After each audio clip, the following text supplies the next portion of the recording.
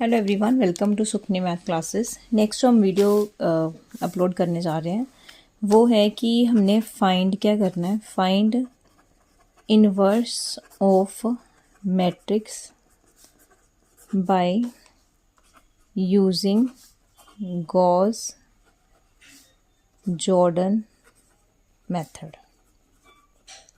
ठीक है, तो आपने गॉस जॉर्डन मेथड का यूज़ करते हुए मैट्रिक्स का इन्वर्स फाइंड आउट करना है। तो इसमें मेथड क्या होता है कि आपने ए इज इक्वल्स टू आई ए लिखना है, और इसका भी रीज़न है A is equals to I ए हमने क्यों लिखा है, क्योंकि आई यहाँ पर है आइडेंटिटी मैट्रिक्स।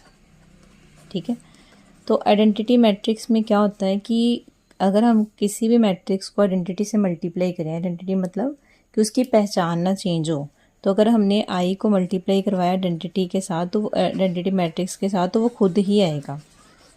ठीक है, खुद ही आएगी मैट्रिक्स।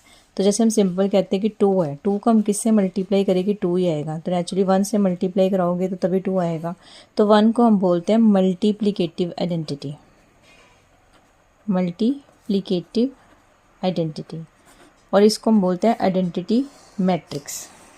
ठीक है, तो इस कंसेप्ट का यूज़ करते हुए जब हम I is equals to I ए लिखेंगे, तो हमने मैट्रिक्स का इन्वर्स करना है, तो हमने ऑपरेशंस के यूज़ करने, इसको किसी तरीके से आइडेंटिटी में कन्वर्ट करना है, और ऑपरेशंस अप्लाई करते करते अपने आप ही यहाँ पर जो मैट्रिक्स बनेगी वो हमारे पास इन्वर्स मैट्रिक्स ही होगी। रीज़न ये है कि किसी भी मैट्रिक्स को जब हम उसके इन्वर्स से मल्टीप्लाई करते हैं तो आइडेंटिटी मैट्रिक्स ही आती है। जैसे सिंपल यहाँ पर मैं लिखूँ कि 2 को मैं किससे मल्टीप्लाई करवाऊँ।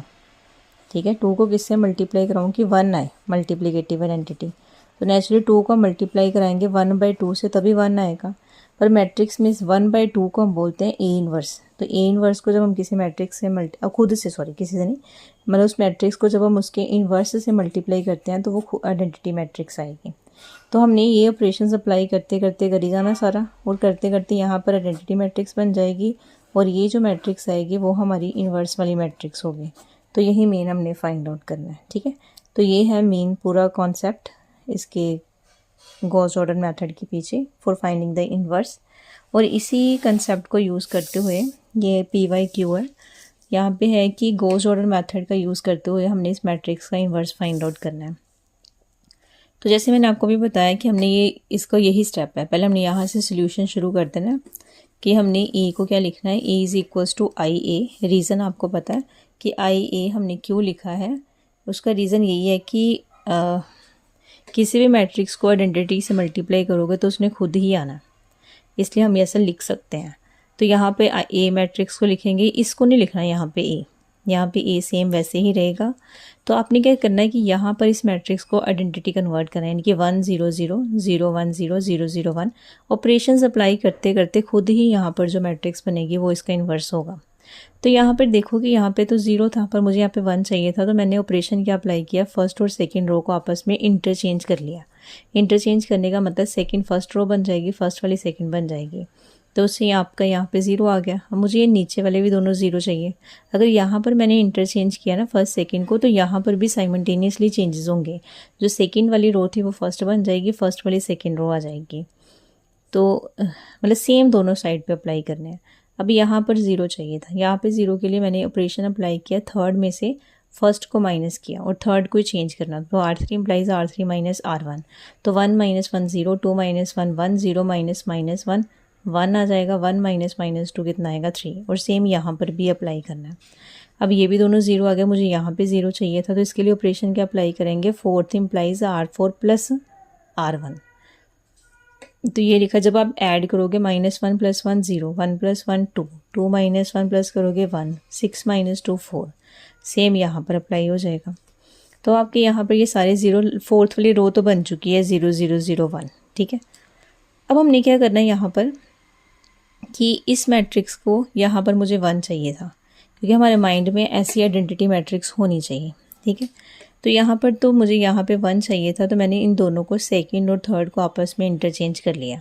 तो सेकंड थर्ड को इंटरचेंज करने का ये बेनिफिट हुआ कि यहाँ पर भी मेरा 1 बन गया।